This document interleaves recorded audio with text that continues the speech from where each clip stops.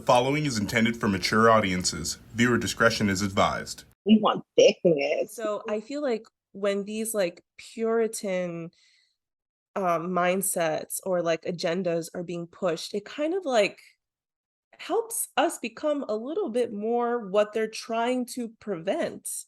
Because then like there's like this curiosity. We're humans. Like sex is so human, sex is so innate. Attraction is just like is a normal human impulse and That's how we all desire. got here.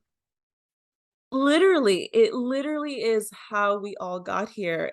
And I have to say, like, this OnlyFans stuff and doing all of this has helped me heal that side of myself.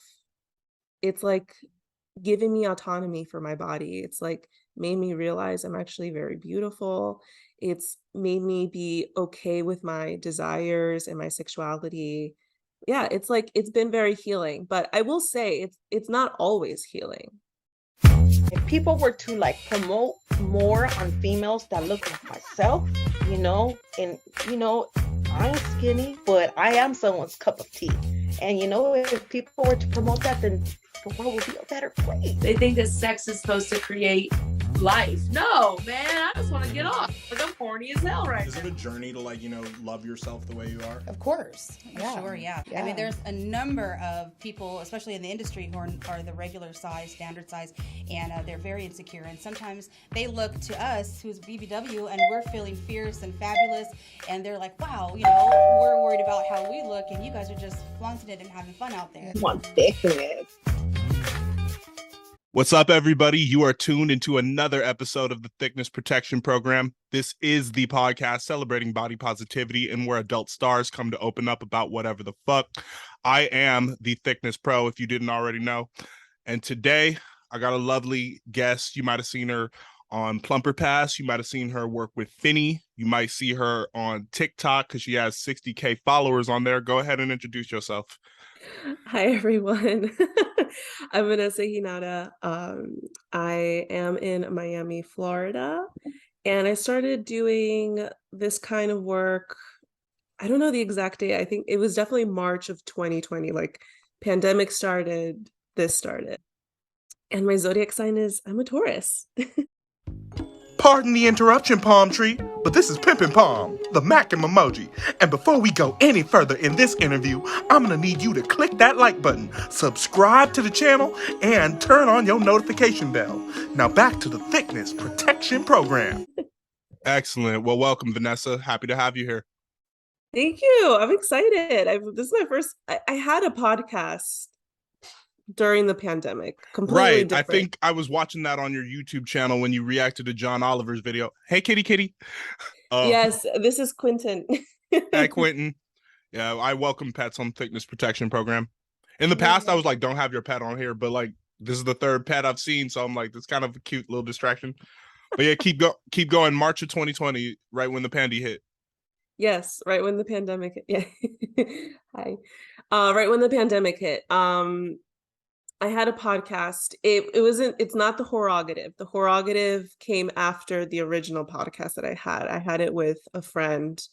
We're no longer friends, but her and I started a podcast called The Pussy Podcast. And the I like Pussy that name, Podcast- Horogative, though. Yes, I also like the name Horogative. I do own the website and a lot of those things. So hopefully I'll get it up one day at some point. But it's still like I have episodes that I can release, but I'm currently like struggling to edit them myself. But which is why like you doing this is pretty amazing. I don't know if you're a one-man show, but A one-man band, baby. there you go. Like it's very difficult. People don't understand what goes behind the whole production of a podcast. Yeah, They don't get it. you just got to have a hunger for it. You got Yes, to you do. really want to get on there and have something to say, and then have the willpower to say, okay, if I want other people to hear what I have to say, well, I have to spend the time editing it. I have to spend the time promoting it. You got to spend the time chopping up clips. But yeah, so March of 2020 is when you got into the industry.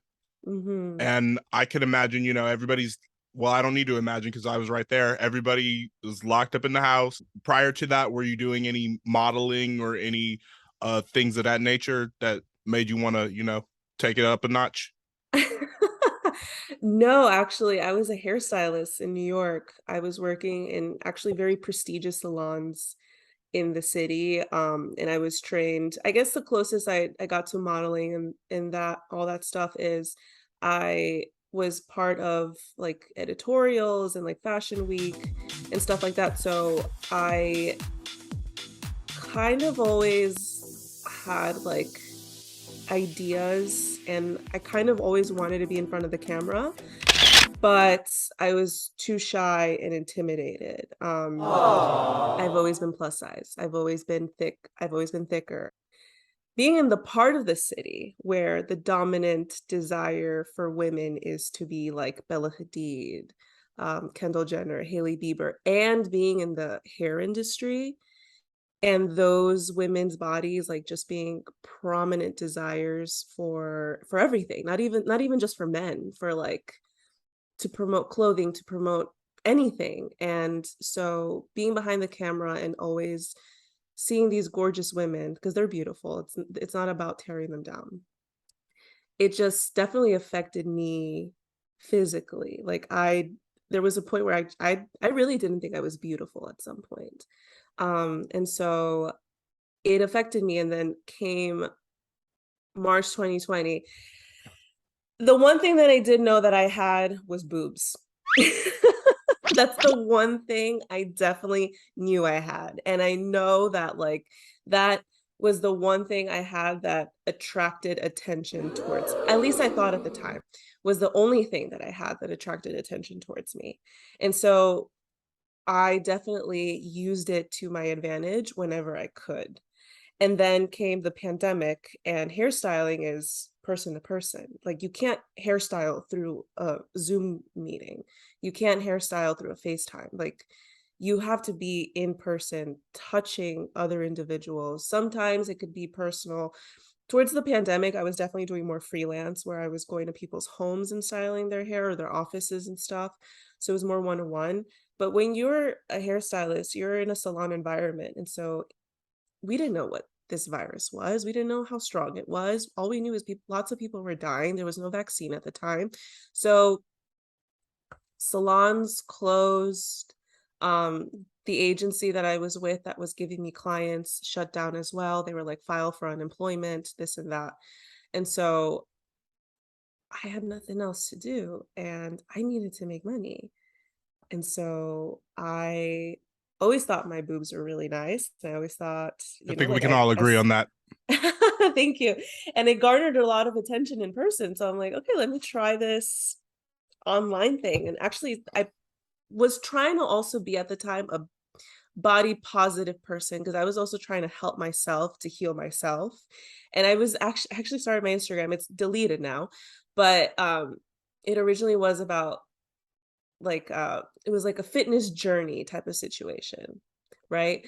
And so I was just posting like a lot of things. I was posting like vulnerable pictures of myself, like sometimes in a bra and underwear. And this one guy DMs me and he's like, you know, you can be making money off of some of these posts that you're posting. And I was like, what do you mean? I was scared when he said that to me. And then he was like, here, OnlyFans.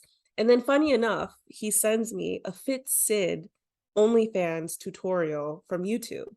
I don't know if you know Fit Sid. No, I'm not familiar.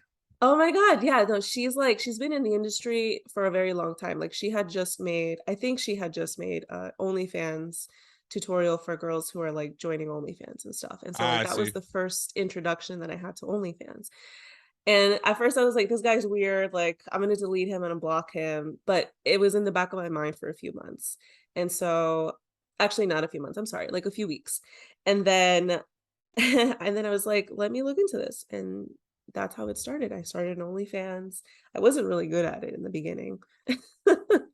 So when you first started, it was still quarantine and you were still in New York?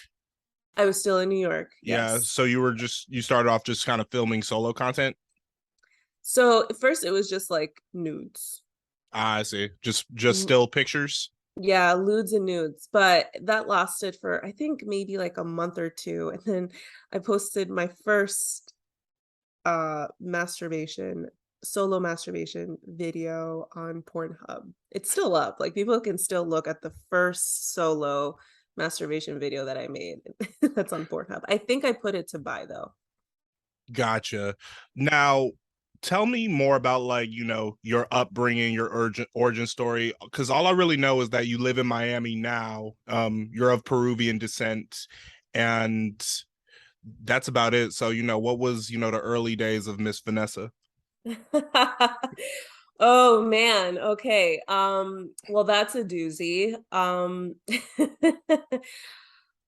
Oh, okay. I grew up from the age of 13.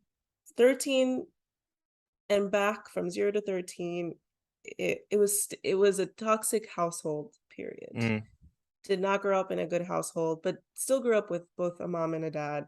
But my mom and my dad's marriage was like not the greatest. I found myself as like a marriage counselor from the age of like 4 years old. really? So you were a Yeah. little kid mediating fights between mom and dad? Oh, absolutely. Like it was like my job, and it was like weekly, like every week. Yeah. And Sometimes so, I find myself in that role a bit. I mean, shout out, my parents have been married for almost 40 years. Shout out to them. But wow. like, yeah, even I'm an only child, so even still I kind of take on that role of like just, Mm, you got to step in, and I don't think a kid should step in that role, but it's like I don't know, it's just like an innate family thing that, sometimes us as children find ourselves doing. But yeah, like we want to yeah. fix it. Yeah, we want to fix it, exactly. But go on. Yeah. So then come age of 13, my parents become my dad has a come to Jesus moment. Mm. You found Jesus. Literally. Yeah, he found Jesus. And I find out that the reason why they had lots of arguments growing up is because I'm not going to speak about my dad's personal life, but there was something going on with my dad. And so it made sense. It clicked why like my parents had so many arguments. But then that just like snowballed into 13 to 20. I believe I was 23 years old, where my parents just were like strict religious people. Like they were just like I was part of a cult. Mm. That's what it was. And it's funny because like it's not like some people think cults are obvious. They're not, especially the one that I was in. Like the signs were there. I have stories. I have lots of stories. So at what This could be point a 3 hour episode. oh dear. At what time did it like click in your mind that like you're like, oh, something's funny? Like what age or grade was that? I was on and off a believer. Like Mm. I was on and off a believer. Like there was just it just never sat right with me the way the lifestyle of these Christian people, like and the religion itself. Like And it just where never. exactly did your upbringing take place? New Jersey. Jersey, okay. Yeah, New Jersey. And so yeah, it was really weird. But it just never clicked with me. I never was like, oh, this is a lifestyle I wanted. Maybe for a few seconds out of guilt because I was a normal teenager who had hormones and had sex and made out with guys. Actually not even guys, like two guys who were my boyfriends. And so it was whenever it was found out, I was shamed a lot. Like I was shamed a lot, like especially my first boyfriend that I had, he was the main pastor's nephew, and he was playing in the band. And him and I had an attraction, and I was 15, he was 17. And so I lost my virginity to him. And we obviously kept it secret because fornication, it's sinful. I would be Jezebel, this and that. But they found out because him and I were very romantic with each other. Like we would write each other notes because we had to pretend that we didn't. They like very much hated young people who weren't past 18 to like have relationships. Like they didn't want boyfriend and girlfriend. They were like, that's for past 18. Like you had to be over 18 to like be in relationships. And then if when you were past 18, and this is what I mean about a cult, they they had chaperones go with you. So it was like back in the day type of dating. Wow. So when teenagers are just being teenagers, that's definitely, it's more than frowned upon. Oof. And what Very fun. denomination is this? I don't really remember the denomination. I think it was Protestant. I think it was. I would tell you the name of the church and then expose all these people, but like society today is like you give attention to something and it blows up and actually produces more fame to them than actually any damage. Let me ask you this. Is it a predominantly Latino organization? So it's a branch of Latino church, but they also have like an American church. Yes, it's a huge organization. It's really weird. So it sounds to me like it's ethnically diverse, but like the chapter, if you will, that you were in was predominantly Latin or Hispanic. Yes, Okay. 100% Latin Hispanic. So they found out because my mom found a note that I wrote to my boyfriend at the time about our first sexual experience. I'm a romantic at heart, so that's just how I show love. I write my lover's notes and stuff. That is so beautiful. Thank you. And she found it and she threw me to the wolves. I wore a scarlet letter for a few years. You're kidding, like the book. I didn't actually wear a scarlet letter. Oh, so but sorry, took it literal. No, it's fine. But they definitely like shunned me as the whore, the slut, the prostitute even. So much so that they actually made my family move to another state. Whoa. Like they gave my dad became a pastor. They were like, we're going to move you to Maryland so you can be a pastor in Maryland. And they just wanted me and the guy to not see each other. But yeah, so that's what I grew up with. That was basically my upbringing until I left my house at like 23. 2 days before I moved to New York, I told my parents. I saved up money. And then I was like, I'm leaving on Friday. But I felt like it was definitely, looking back now, I maybe would have done things differently, but it was definitely like me trying to survive, me trying to get out of that very toxic environment because it was really bad. It's so unhappy, and I had a lot of self-work to do after that. Wow. So it was at 23 you moved from Maryland to New York. So you go to we went to Maryland for a year. Okay. And then I forgot to mention this. It was my senior year in high school that they made us move. Graduated high school. Wow. Pivotal. Mm-hmm. Graduated high school. My parents for some reason wanted to go to Atlantic City for a week. And this is where it gets complicated. Oh my God.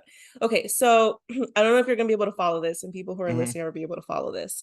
But this is why I say I was in a cult. We owned a house in our hometown in New Jersey. And there was a pastor who was already a pastor in Maryland. And so they made us switch homes. So then this pastor moved into my house in New Jersey, and we moved into his apartment in Maryland. His like townhouse. Like it was like this dingy townhouse in Maryland. And so my parents and I had already been planning to run away. And I had contacted somebody who had left the church to like help me. And so we went to Atlantic City, and then we were going to stop at our house and stay in our house basement because these people were in our home. And that was the day that I had like talked to this person who left the church. And I was like, my parents will be gone at this time. Help me escape. And so I leave, I escape for like 2 days. I left my phone with them because I was like, they bought me this phone. They're paying for the phone. Like, I'm going to have to figure out how to get a phone. Thing is, they tracked me down. They were like, come back. And I was like, I'm not coming back with you unless we leave this church. I want nothing to do with this church.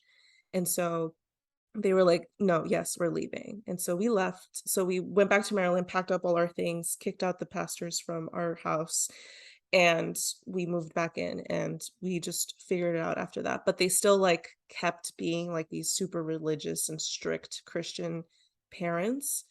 And it was still too much for me. So I saved up money until I was 23. And I was already working in the salon. Like I had gone through cosmetology school. I became a hairstylist, saved up money. And moved into a basement in Brooklyn for like 6 months and then moved to an apartment in Manhattan for the rest of my life up until a year ago where I moved here. Got it. Wow, that's got to be really courageous of you to like, know that you got to run away, and then even to, confront your parents and be like to leave that church. That's quite a epic story. So, before we got to taping, you were telling me a little bit about your parents before we started. So, I mean, today, how's your relationship with them, and are they aware that you're in the industry? It took a lot. That was like it's I think my parents and I have just recently, these past few months, started to reconcile. So that was like from 23 up until this year that no, up until like some point last year, but I still had some resentment and hurt and pain, and they did too up until a few months ago. Um, but they did not know up until I think it was October of 2021. And to be honest, I don't really know what they know. Like, I don't know if they actually know. Like, my mom was like, I found out something awful. My heart is broken, this and that. My dad was crying. They found my Instagram. And so my deleted Instagram at the time. And so, I mean, it's all there, and I think it was, like, from somebody from their church found me on Instagram, and I guess they saw that I have an OnlyFans, and I think they told them, and but at the same time, I don't actually know if they know to the full extent of what I do, like, I don't know if they think I just do nudes or if they know that I do solo content as well. They definitely don't know I do porn. Hmm. Do you think the But person from the church who found the Instagram was just like either, okay, I'm gonna find dirt on Vanessa, or was it like I'm just casually scrolling for titties and then I know that girl? I have a suspicion of who it is, and if it's this person, I do think they were definitely trying to do it to it was intentional. Um, 'Cause I had like, okay, anybody who listens to this that is part of like a church that I was part of, like PKs, pastors' kids, PK are very fire. much expected to behave and be a certain way. And for Right. some reason, like people who are part of the congregation in the church, it's like a royalty. Like they expect like the princess to behave and expect the princess to be perfect and all this stuff. And if it's not, it's like, oh, I have this dirt on this person. Like, Well, often it's the opposite. I feel like the stereotype is opposite, where, like, what did that line Common say? Freaky like the daughter of a pastor, like said I was bait for her to master. So it's like, there's this, we had this expectation in college of, when people would say, well, I'm a PK, that meant, okay, you're going to be sexually promiscuous, you're going to be advanced, so do you believe that often when there are these strict guidelines for a young person to be under, that they're also, just like any teenager, they're going to go against the grain? 100%. Maybe not all, because I have met some pastors' daughters who are all about it. Like they're Mm-hmm. all about the lifestyle. They're all about being very religious. Some of them actually do go with it. But I've also met others like me who secretly, like we've never talked about it with each other, but like my mom will tell me like, "Oh my God, guess who ran away from home and like got pregnant and is now living with her boyfriend?" And I'll be like, "Who?" And they'd be like, "Do you remember this pastor's daughter?" And I was like, "Oh." So she was also like, it's you know what it is? It's I don't want to offend anybody who believes in God or any religion that's strict to be offended with what I'm about to say, but like when you put this pressure on anybody, what no matter what age you are, kids, adults, teenagers, when you put this pressure to be like Jesus or be like the head person, the head honcho, there's just like all of a sudden, like, I don't know what happens. Like I feel like my mom's mind is more perverted than I am. Cause like she's like afraid of everything. Like if I go out and like maybe a top that's hiding my cleavage, but it's tight, she'll tell me like, can't you put something on looser? Like in her mind, what's going through is all these thoughts that these men are gonna have when they see me step out with my tight top. She's probably not wrong, but she's already thinking about the worst. And so I feel like when these like Puritan mindsets or like agendas are being pushed, it kind of like helps us become a little bit more what they're trying to prevent. Because then like there's like this curiosity. We're humans. Like sex is so human. Sex is so innate. Attraction is just like is a normal human impulse and It's how we all got here. Literally, it literally is how we all got here. And it's just like, I don't know, it's really weird to me how now it is, obviously, after all this healing that I did. Um, and I have to say, like this OnlyFans stuff and doing all of this has helped me heal that side of myself. It's like giving me autonomy for my body. It's like made me realize I'm actually very beautiful. It's made me be okay with my desires and my sexuality. Yeah, it's like it's been very healing, but I will say it's not always healing. I will say that. Yeah. I'm glad you were able to find peace and find healing through, some of the content that you've done, through, your oppressive past, if that's what's appropriate to call it. Are there any other like steps you've taken to like, free yourself from like what once was?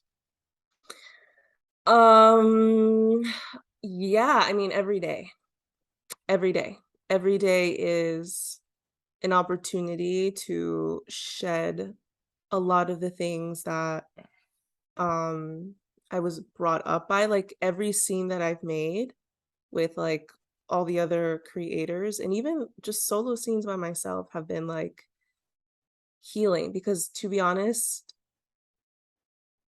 all the boy girl scenes, I always feel shame and guilt afterwards. Really? Yes. But that's because of how I was brought up. And so I realized that those shame and guilt thoughts weren't mine and are not mine. They're what I was conditioned to be, or rather to feel. And so these scenes that I've done with like boy girl scenes have been opportunities to dive deep into that and heal that and like help me kind of find my voice to determine how I actually feel about it. So it's not to say that like I don't like those scenes and I'm ashamed of them now. It's like, no, I'm very proud of them now. Like today I'm like, I love them. They're awesome. And it's like really just helpful for porn is actually very awesome to like have out because the more we make it, it's like the more we revolutionize human sexuality and just like the freedom to be expressive of our desires and stuff. Yeah. And so it's helped me. It's kind of like you have to rewrite your conditioning, and with every scene, it's like, you're kind of reprogramming the circuitry of how you were like raised. Yes, yes, because you know what they say, like you can heal, you can like cry, you can be angry, and you can like go to therapy, but healing goes further when you actually put yourself into what you're afraid of. I wanted to talk about some of the scenes specifically. Coming from like the, the cosmetology side and the hair and makeup side, was it kind of like a natural footstep to, when you're shooting with the studio like Plumper Pass to like, were you nervous in that situation, or was it like, okay, I've kind of been around similar environments so I can kind of do this? Yeah, basically. Um it's very ritualistic for me to do my own hair and makeup. And so I told them I was like, because they had a makeup person for me. And for me, I'm just like, No, Right. I'm gonna do it myself. Because I It's was watching literally some of your tutorials on your YouTube channel, so I could tell this is something you're super used to. yeah, and it's just like also a moment for me to ground myself, center myself, and like make it feel like I'm doing something for me. And like, sure, it's glamorous for people to like put makeup on you, but there's just something, it's like a self-care moment before something that like it was the first time I ever like did a professional shoot. I hope they don't take that offensively, but it's like it was kind of similar. I feel like now with OnlyFans and stuff, it's kind of the same thing where it's like there's a director in a way. Sometimes the director is the performer. In terms of OnlyFans content, I'm not talking about Hmm. Plumper Pass. And then some of these creators have a cameraman, right? And Right. so the cameraman is going around. There are lights and stuff. So like the setting was pretty similar, and so, but the one thing that was different and that I was like ooh, nervous about, I was like, oh my God, this is gonna be like Yeah, another level. the listeners always want to know, do you get nervous before scenes? But go on. Oh my God, I absolutely do. Yeah. Like the one thing that like stood this out from, collaborations is the fact that this was gonna go on a website that like is just gonna have a whole nother audience outreach, like a more expansive outreach. So that was like I brought my incense, I brought my crystals, I Hmm. brought my makeup stuff, I brought my hair stuff, I did it all. I centered myself, I meditated in the bathroom before the scene, and then I stepped out and I did the scene. And it was awesome. Like it was a lot of fun. Yeah, and shout out to the power of meditation. And even I kind of like dabbled in the crystals. I remember about a year ago, I went to Vegas for a music festival, and I got an Airbnb where it was a room with this family. Now, don't ask why. I guess I was trying to save some money by staying at an Yeah. Airbnb versus a hotel on the strip. But this family had a meditation room in their house with all these crystals you could pick up.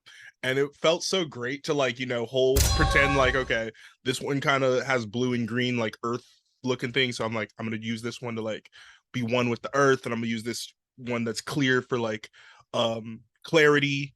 I'm gonna use this one with green for like, financial, and just like close your eyes and, feel like the power of these crystals is coming to you. Yeah. That's Yeah. amazing. That's so awesome. And I love how you did that. You were like blue and green, so this represents earth, and most likely that's what it's for. My favorite crystal is selenite. Ooh, I have no selenite idea what and that is. Please put me obsidian. on. I've Oh, heard of obsidian. I definitely will put you on selenite because selenite is one of the greatest crystals because it repels and never attracts negative energy. So if you ever want to like recharge your crystals or like cleanse them, you just put them with selenite and it cleanses it. So selenite's just like this powerhouse of a crystal. And so like actually that's actually the crystal that I took to the Plumper Pass um day that I filmed, and like I meditated with selenite on my heart, and then I did it on my throat, and then I did it on my forehead, so it can be like hearts, body, mind, and spirit. And so it just like clears you off energies, and since it repels negative energy, like any negative thoughts that I had, any guilt or shame, it just like helped it release. It was really, really awesome. Excellent. Now I want to talk about that first Plumper Pass scene specifically. In that intro, I love that, they're based in Miami, which most people know, and that music they were playing was just, so 80s and so vaporwave. Can you tell me about like how that just came to be? I think you guys must have been like Wynwood or something, because there was all this graffiti that you were walking around, and just like I just like, God, this is just Miami to the core. I think we were by Wynwood. We were Yeah. by it. We weren't in it. It was actually an alleyway. It was an alleyway that had like this really nice graffiti, and I had nothing to do with the music. I think that was just like the editing that they decided to do for it, but it was really hot. It was so hot. And it was actually very interesting experience for me because like like, I don't do public nudity like that. Like, my beach photos that I have where my tits are out were like, I know this specific beach, and it's not all over. I know the specific beach here in Miami that I go to take those topless pictures because I'm by myself and there's no one around. So that was Yeah, like you the gotta first like time. scout a spot for that, and for this time, it's like, oh shit, I'm in public showing the knockers. Yes, exactly. And so like for me, it was just like, oh, and at one point, thankfully it wasn't when my tits were out, but at one point this like mom and daughter like walked by and I was like, Oh Lord, and they saw. they, my tits weren't out. I was just Uh, like being sexy and hot and stuff like that. And like they saw that, I was like, well, that and sounds like an average day in Miami. Just a woman being yeah, sexy and hot in an alleyway. yeah. So. And then like this at one point, this one guy like passed like was walking down. And it was like when I was like bouncing my tits for the video, and he was just like he was like, Yeah. yeah. And I was like, Typical guy but yeah, I was response. very shy to show my tits, and I made sure like if I was showing my tits, it was like my back was to the traffic and just facing the camera. And I don't remember who pointed it out. I don't know if it was the director or the director. I mean the photographer or the director that was like, yeah, you're not from Miami. And I was like, no, I'm not. Oh, yeah, because at first I was gonna, well, I never want to assume, but at first I kind of thought maybe you are, maybe you aren't. But like, I guess, how did he know you're not from there without you explaining that? Because I wasn't open to nudity in public. Ah, okay. I don't I was being know. really Does shy. Florida's like beach laws like prohibit or like allow it some places to be nude?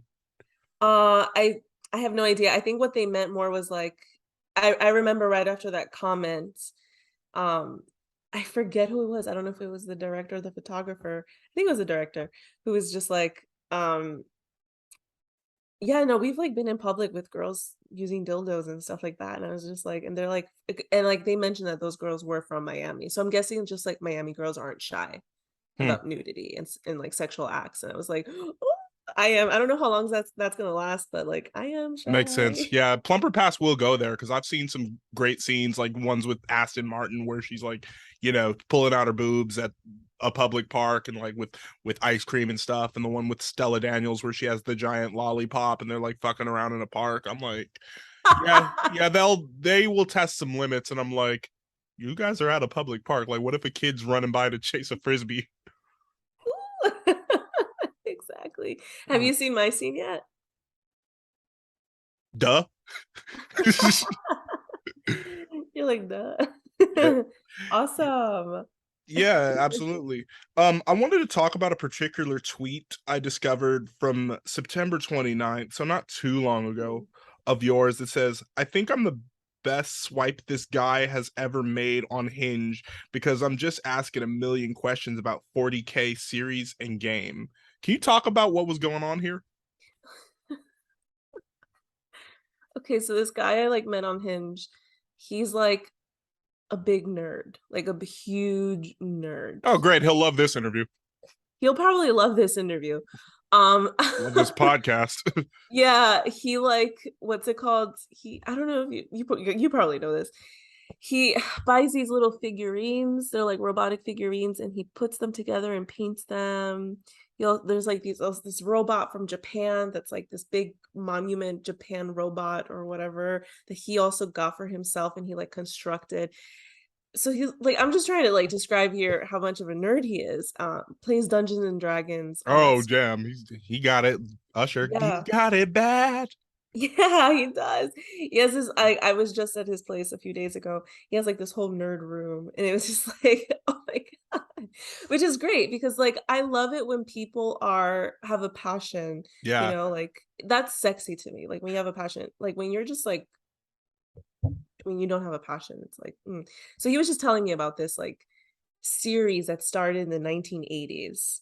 It's like this book series with like over 10 different authors who contribute to like this whole world now. It's like a whole world. And it's called 40K or something like that. Oh, okay.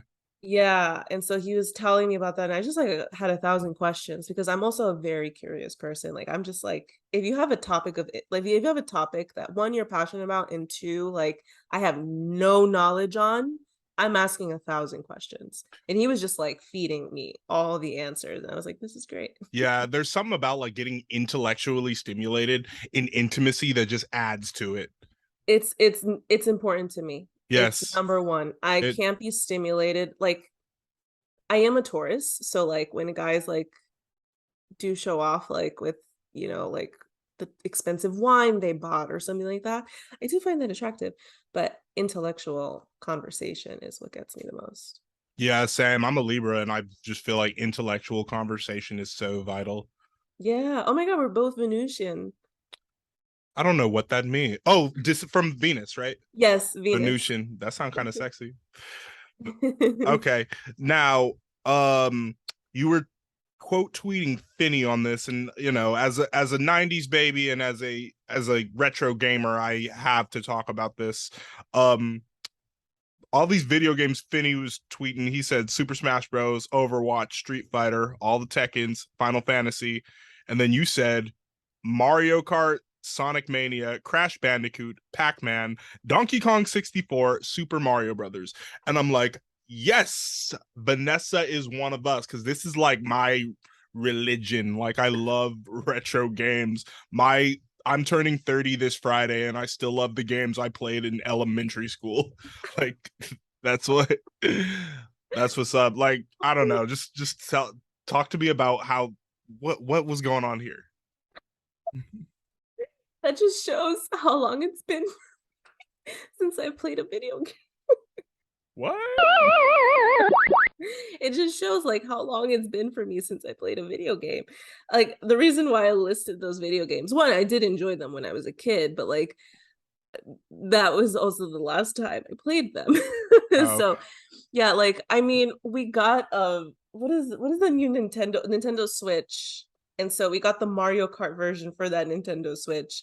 But like that's probably like the only game I played. But those were games that I played when I was little. And so like I had a Nintendo 64. So it was just so much fun. Like Nintendo 64 was my favorite. I never got into nice. PS.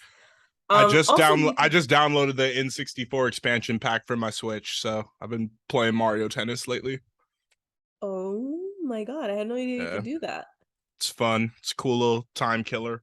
Yeah. Yeah, it's you got to pay for it, but I mean, I guess it's worth it. Like, Yeah. I It's because get my mom was just like, I was playing it all the time. Like I like after school, once I finished my homework, I was like doing all the games. And I think my mom just didn't like that. Like she didn't want me to become addicted to video games. And like looking back now, it's like, Mom, I could have just like made a shit ton of money being a Twitch video game. Oh yeah, if they had all that video game streaming when I was in high school, I would have been like super popping by now. I would have been a fool by I'd have been so huge by now, because like it would be like everybody in the school is like Friday night smoking, drinking, not Dylan. I'm like, I'm at home on Grand Theft Auto 4, or like I played Super Smash, or I Oh, play Halo. Like, oh, so cute. for a little bit before I started like going to underground rap shows, but for a little bit, yeah. I don't know. That's the best thing about Switch though, like playing like the old games, playing like retro. Hmm. Uh, I have to discover that. I didn't know because we got the latest Mario Kart game. yeah, and then I had Mario Kart 8 Deluxe too, and then I can't find it. I think I left it in somebody else's Switch. Yeah, No. I I could hope you probably get it slide to back. GameStop and get another one for super cheap. But Mm. yeah, gotta shout that out just because I love my retro games. Same, All same. right, all right, Vanessa, let's get into a segment I call Skin Deep. Now, the tattoo on like your thigh, that's a Japanese character. What does that mean? It's a Chinese character for I'm love. sorry. Chinese character for love. Okay. Mhm. Nice. I got okay. I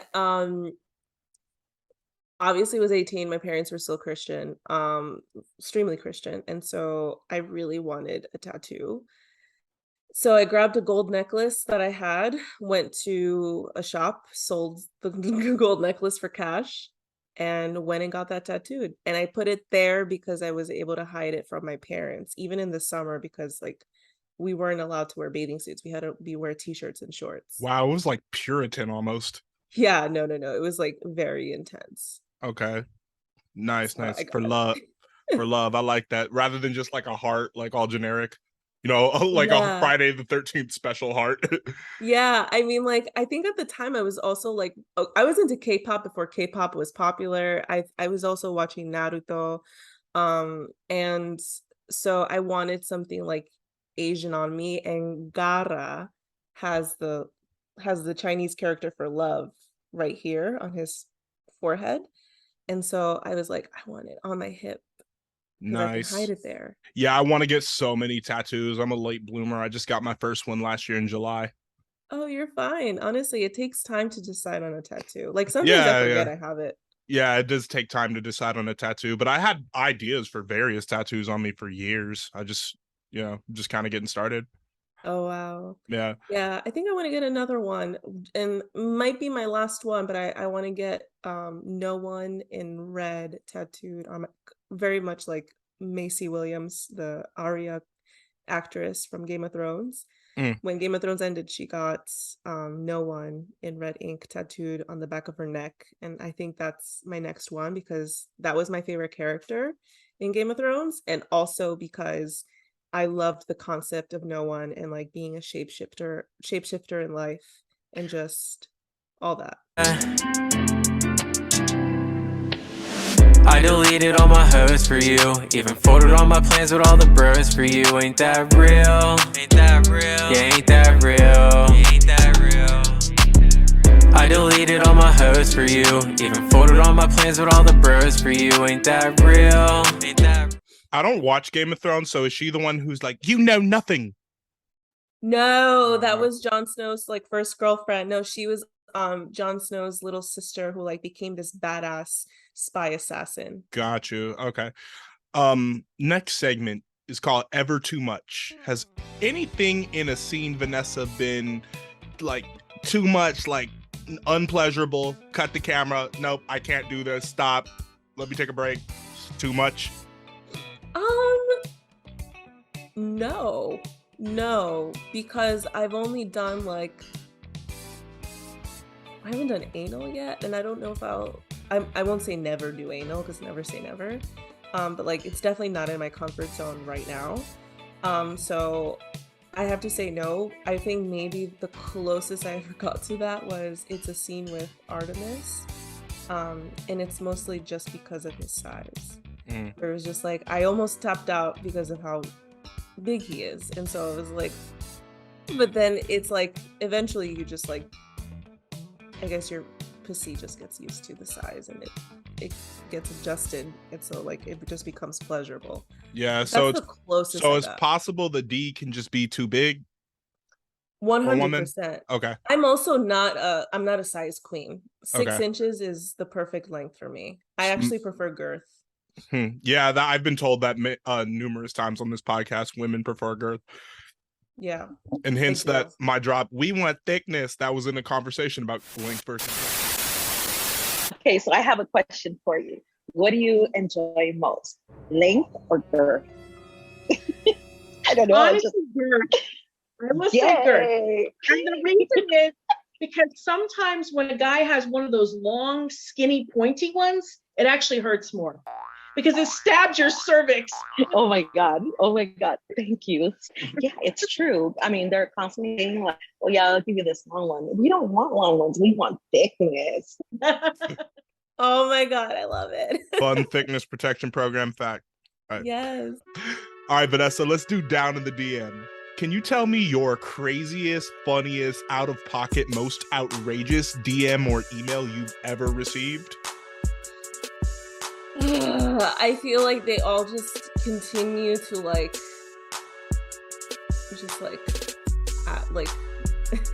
over, like, I don't know what that term is, where like each one keeps beating the other one. Accumulate? No, like outdo each other. Yes, that's it. They all outdo each other. I can't remember exactly, but the ones that always get me are the ones that like that like I don't respond to them because one, they're in like, what's that section on the Instagram DMs where like they don't need the request. The request.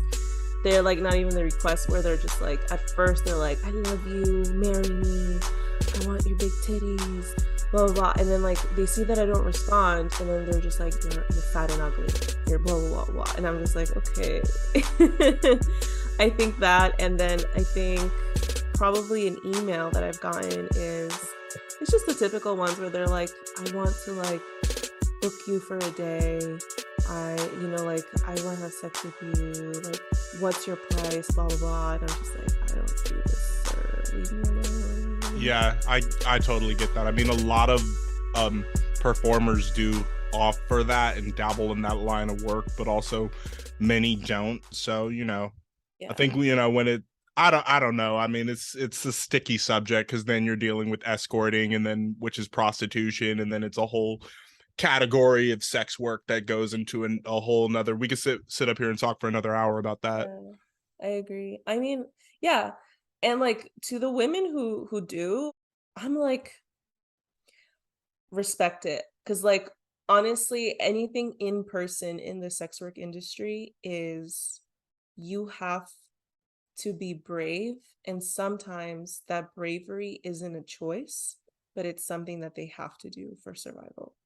And so like women who do it, it's like, have my utmost respect.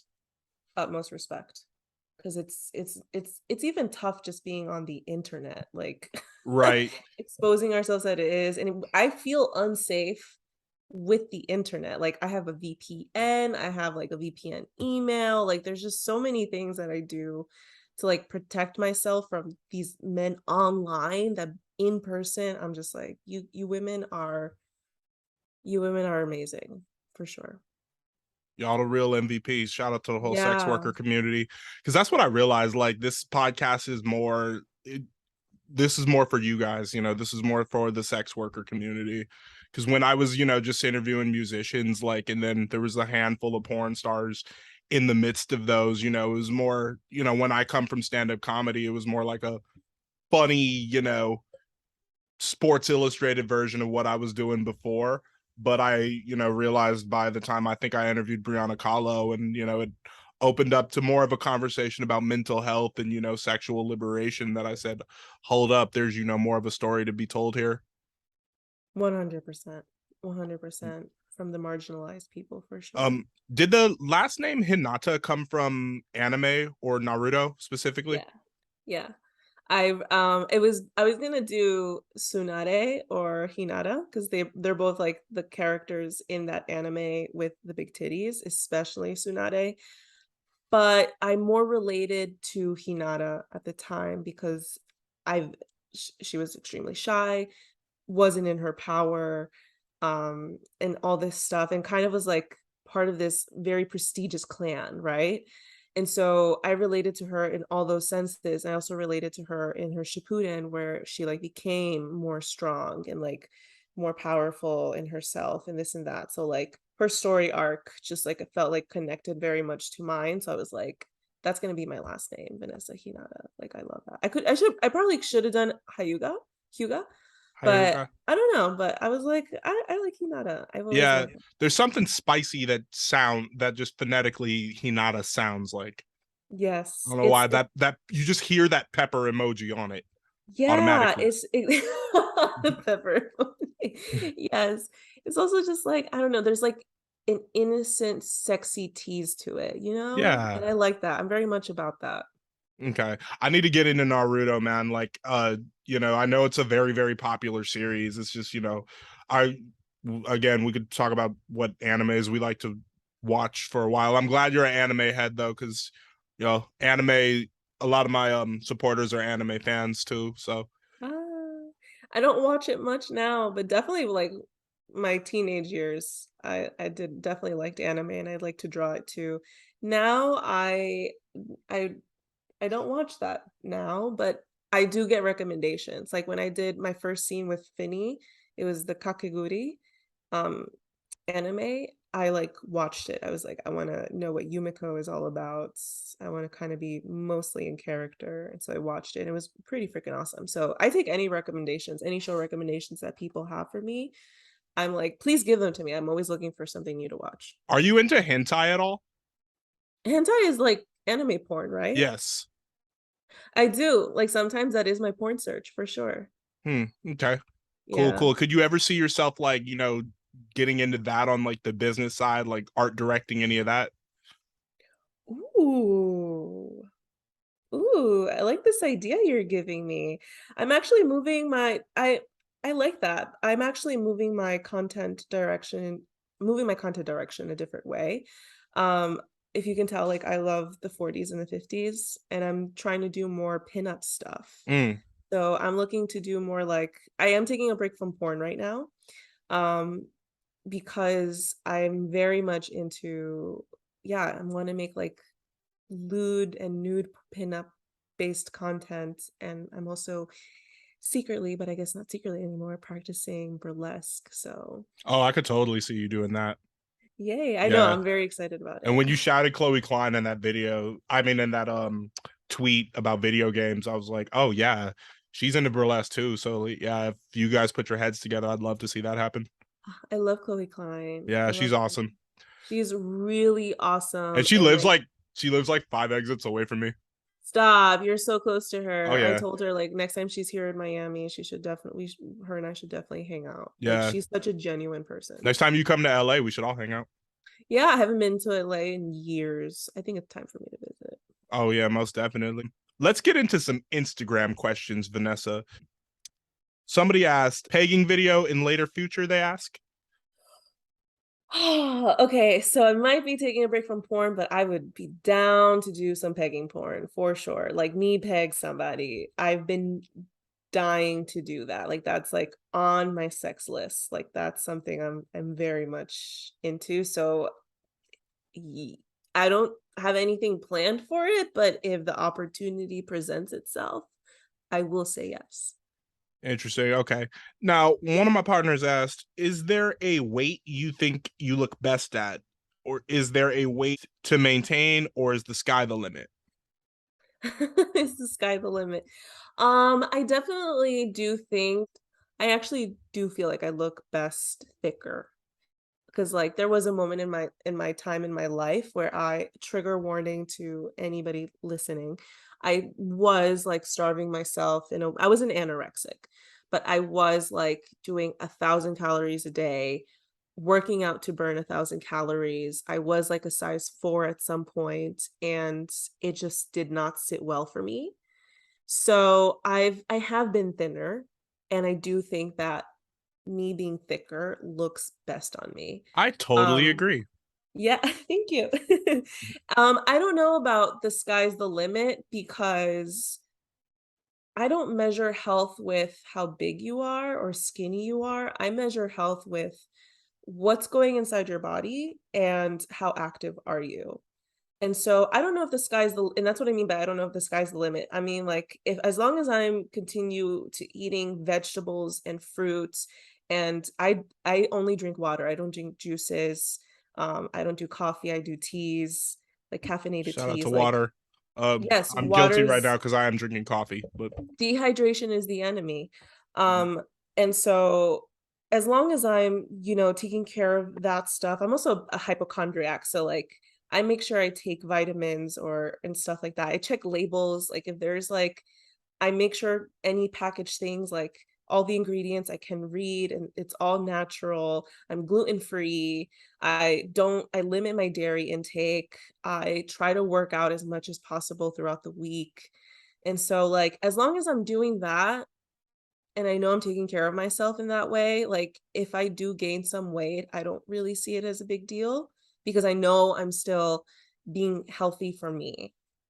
So that's what I mean. Like, I don't know if sky's the limit, but like, I'm always checking myself to make sure like I'm putting things in my body that feed it well. Cause like I was having a conversation with somebody, and they were like, because I said like, for me, health is wealth. Like any money that I earn is really to like purchase all these like wild caught salmon, like, just like organic fruits and organic vegetables. And for me, that's like, what are my skin cells being made of? Are they being made of Tostino's pizza rolls, all those chemicals and ingredients, or are they being made from like organic cheese and like gluten-free bread and like fresh marinara, sauce? So it's not about like not having pizza. It's just about what's proper the nutrition quality of the pizza. Yeah, exactly. I love it. There's a lot that I could learn from you, and there's a lot that, I'm sure the listeners could learn from you about this too. Oh, yay. I'm happy to help. Absolutely.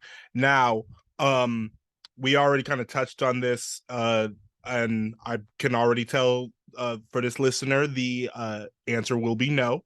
But they said, I want to meet her. Please reply me, and I can do everything for her. No. I do offer girlfriend online experiences. So if that would be enough for them, sure. But if you're gonna be pushy and to the point where I'm gonna be afraid of you, it's a big no. No, no, no. Okay, so hard pass, but they can get a video call Something. or something. It said, would you ever consider dating a subscriber? It's basically the same. It is basically the same. I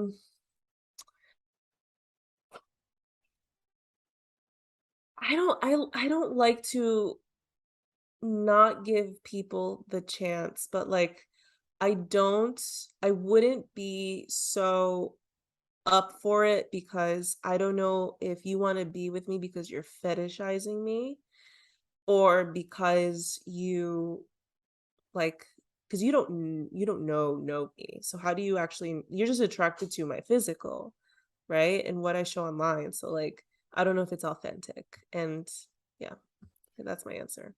Okay. It's difficult. No doubt. I was kind of curious how, being in the adult industry affects your personal love life or romantic dating life. Oh, it's definitely affected it. For sure.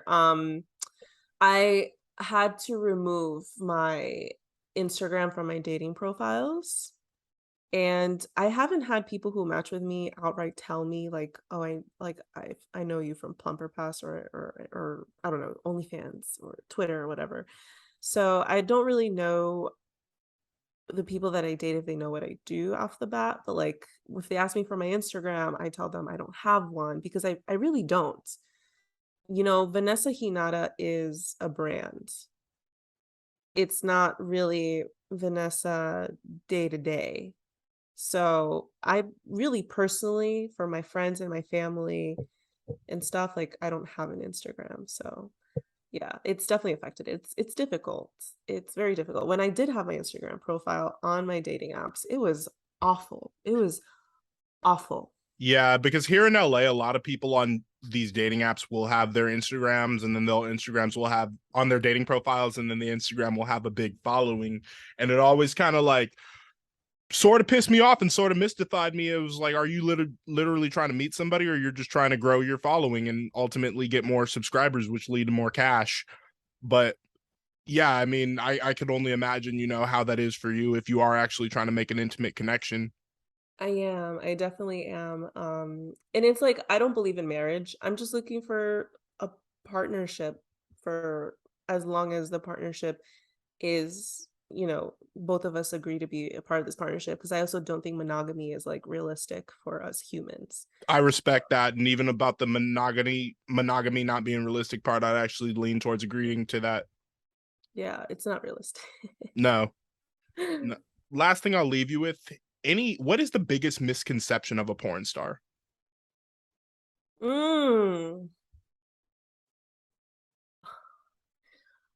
I don't know about all porn stars, but I know it's cute that you're calling me a porn star. I don't consider myself a porn star. But to answer your question, and from my only personal experience, is that we have a lot of sex. I don't think that's true. At least for me. It's not true for me. I mean, if you look at Angela White, I bet she is having a lot of sex. For sure. Like for work and probably in her Yeah. personal life. But for me personally, yeah, no, I don't have a lot of sex. And I think another misconception is that like we could be horny all the time, but I think it's like we don't have control over the horniness, like we're just like these crazy like horny people who are just like out to steal your man, steal your wives and stuff like that. And it's just like, no, we're just, it's like we just realize that as much as society hates sex, like there's still so much money that comes from sex that can create a lifestyle for us to be able to survive in this world and pay our bills and feed ourselves and stuff like that. Yeah. So, I mean, I just feel like society has, this dark view of sex for some or whatever reason. And I think it's just because humans, particularly men, have contorted, you know, what should be natural into a whole other conversation where it's like, you know, it's manipulative. And especially if, you know, if it involves children, if it involves animals, you know, it can go off into this dark place. But really, like, other countries, you know, such as France or whatever, have there's some more open view on it. And I think that, you know, over time we're going to see like more of sex work being a more common and a more accepted thing, but there's still going to be more of a constant fight for it. And I think, you know, we're almost in this like sex worker civil rights movement. I think that's what we're headed towards. Yeah, no, I think we're in there. I think Yeah. we're in it already, and I completely agree with you. Like, I feel like as time goes on, it's definitely more accepted. I don't think we're necessarily there yet.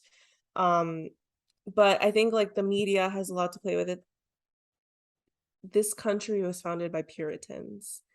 They made the laws, you know, like it's religion, it's the media that's influenced by religion and all this stuff. And so like, I don't know when it's going to be over. I hope it's going to be over soon, because like we should just be free to be as sexual as we want, or be as free as to be as not sexually. You know what I mean? Like, it goes both ways. Like, sexual freedom doesn't mean like, okay, it's a free for all, right? Yeah. It's not like it's a free for all, and it's just like, let's all just like fuck each other and this and that. I think it's like, it's more like, let me decide for myself what I want to do with my body, more kind of a thing. And yeah, I feel like it's just generations of just a lot of negative mindsets and like discrimination and this and that. And I feel like this generation moving forward is definitely going to help kind of defeat that mindset and probably hopefully release it. I mean, Iranian girls are taking off their hijabs right now and like literally dying so they can like be free. So the revolution has just started. It has just started. It has just started. All right. Well, there's been a little bit of progress. One more I gotta just tell you before I let you go here. There's one of my friends, actually, her name is Zay. She's a music artist from here in Los Angeles. You and her look strikingly similar. I gotta show you a picture of her in the DMs. Shout out to Zay. I've interviewed her as well, and booked her for, you know, performing and whatnot. That's how we first got acquainted. But yeah, you look just like her and her sister Rue. They're super cool girls, so I definitely want to put you onto their music. Oh my God, please do. Yeah, I definitely want to put you onto I Zay's love music music. suggestions. Yeah, so hopefully you check that out. But Vanessa, thank you so much for joining me on Thickness Protection Program. Can you let people know where they can follow you and stream all your content? Yeah, thank you for having me on here. They can find me on Instagram with Vanessa Hinata, 2 S's for Vanessa, _X, and then Twitter is Vanessa Hinata _ onlyfans.com / Vanessa Hinata. And yeah, like, you can also, my links have everything, have my Sex Panther, have my Night Flirts. I offer girlfriend I love those names, experiences. Sex Panther and Night Flirt. Yeah. And also send me emails. I love to do cam sessions, personal one-on-one cam sessions. Word up. All right. Well, thank you everybody for tuning in. This was another episode of Thickness Protection Program. We are on Spotify. We are on youtube.com/palmofficial. And everybody keep spreading that body positivity, because we want thickness. Hells yeah. All right. Thank you, Vanessa. Talk to you soon. Bye. Bye.